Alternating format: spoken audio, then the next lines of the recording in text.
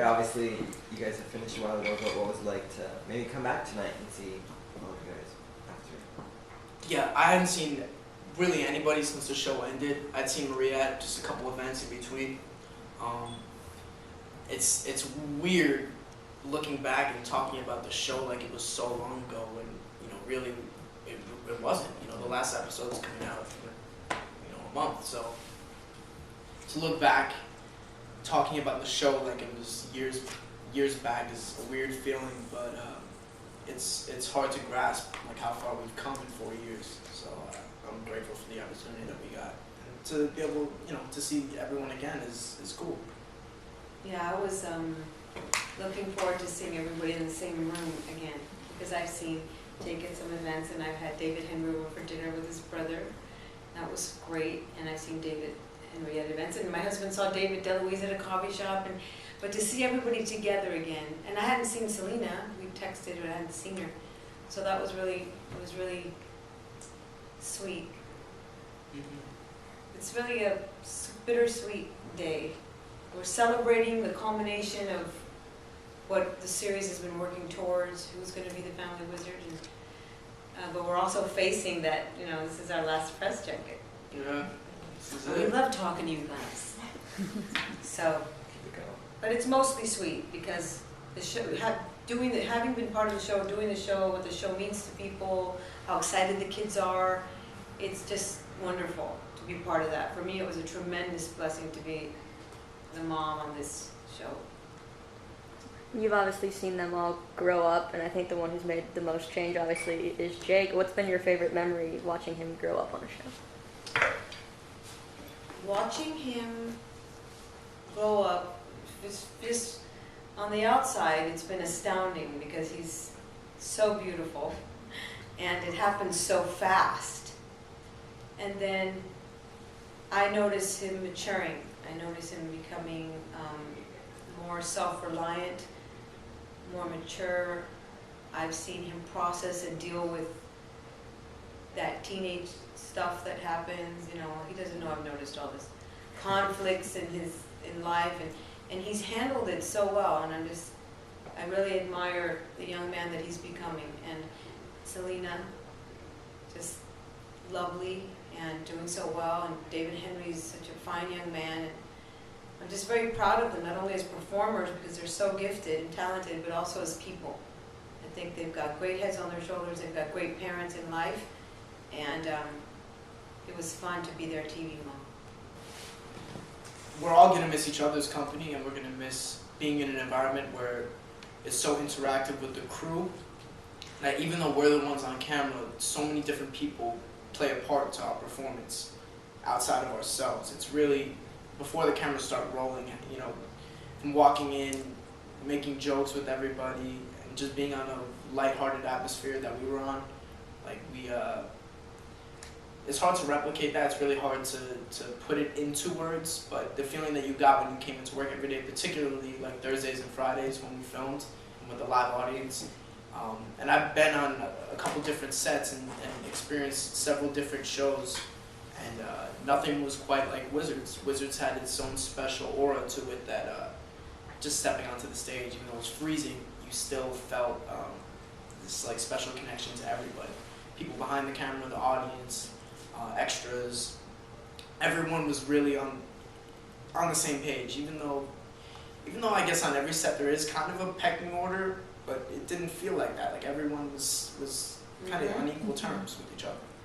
Yeah, and that, kudos to the kids, because it's a kids show, but the kids, it really felt like an ensemble, and that was really, it was a family show, and it was a terrific experience. I'm going to miss being part of a script with a character that has an American woman of Latin heritage be an American mom, which was a huge honor for me, to be Disney's Latin American mom that was allowed to be everything that she is, which is an American, part of America with an American family, and it was peppered with her culture, and it was peppered with the dad's Italian heritage, but it wasn't about that.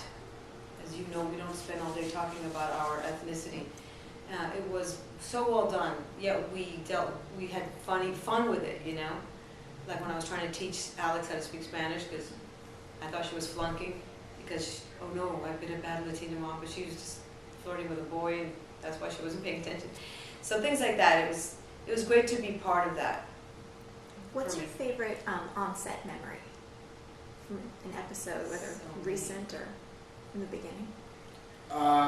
On set, we met a lot of people. We had some cool guest stars. I worked on another movie with Rob Reiner when I was a little kid, but he came on and did a guest starring, like a appearance, I guess, really last minute, and just meeting like all these people. We had Missy Mae Traynor and Sylvester Stallone come on. I miss Sylvester Stallone. We just had so many people that we had looked up to, or me, being a kid, emulating like all these people, and when you find out that they're fans of your like my work and have been following me and the show and everything, it's weird. Tim Conway from Carol. Yeah, Tim Conway. So many people have been influential and like been on our show, but actually enjoyed watching our show previous to that. So hearing, all these huge people. Yeah, it's really exciting. Like my kids love it.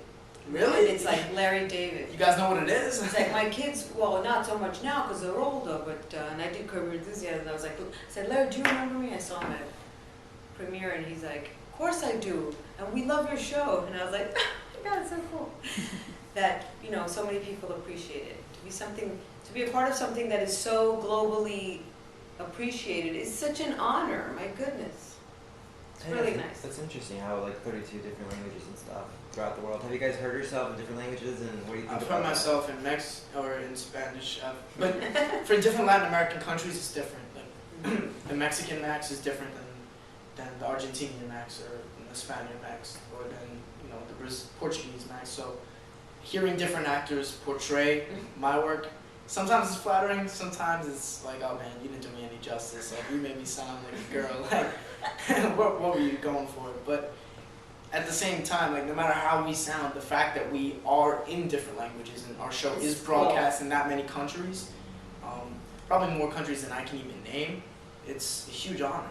Oh, it's so exciting. Yeah.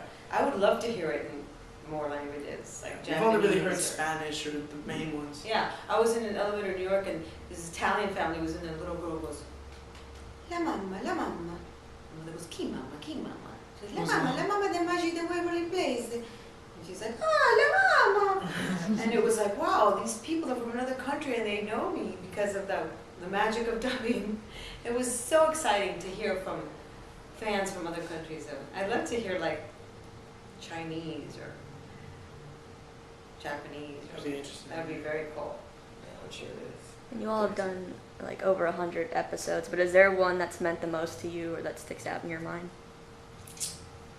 The one I don't know if there's one. We found out today it was 106 total. Wow. We were obviously not there for all 106, but just looking back, saying that our show hit that number, and something that a lot of shows don't hit that number. It's hard to reflect and think about one particular time, because working 5 days a week, it's hard to pinpoint one moment. But for me, artistically, one of them would be artistically Quinceañera, because I got to do so much. And there was so much heart and humor, the whole body switching thing. I really enjoyed that one. And the movie means a lot to me. I thought the Wizard movie was so well written, and I loved doing it. it's a film in Puerto Rico. Yeah, just that whole experience is cool. Tell us about the last episode without giving away surprises. What should fans look for? I'll tell you who wins. Well, the last episode was fun, long, full of all kinds of things that the fans already love. Special effects, lots of humor, suspense, drama, heart, fights, tears. There's a lot to look forward to. I don't know if there's a resolution that's going to be satisfactory for everybody, because at the end of the day, only one person can take away the powers. And that's part of the suspense and part of the anticipation. anticipation for waiting to see the end. And I know the cast, even though we know the ending, we don't know exactly how it's going to play out. So we're all intrigued and we're all looking forward to seeing it on January 6th. Yeah, and maybe they'll switch it up on us. Somebody told me that. What if they switched it on you? I would literally sit there with my mouth open. Yeah.